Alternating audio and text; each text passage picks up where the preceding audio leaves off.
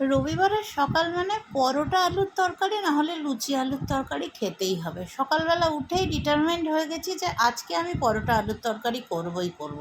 তবে তার আগে তো চাটা করে নিতে হবে। চা করে জমিয়ে চাটা খেয়ে নিয়ে তারপরে ব্রেকফাস্টের প্রিপারেশান।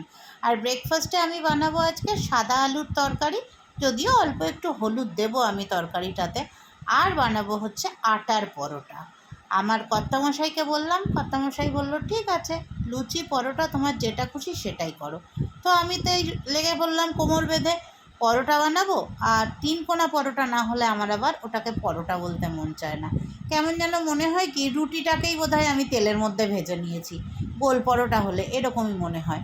হয়তো তোমরা শুনলে হাসবে, কিন্তু 3 কোনা পরোটা না হলে ওটাকে আমার পরোটা বলতে মন চায় না।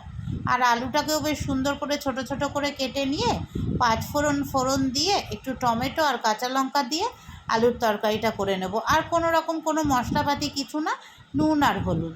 এই তরকারিটা খেতে কিন্তু জম্পেশ লাগে। আলুগুলোকে একটু ভেঙে ভেঙে দিতে হবে, তাহলে টেস্টটা যেন আরও বেড়ে যায়। তরকারিটা এদিকে রেডি হতে হতে ওদিকে আমি পরোটা রেডি করে নিয়েছি। চলো জমিয়ে এবার ব্রেকফাস্টটা করি।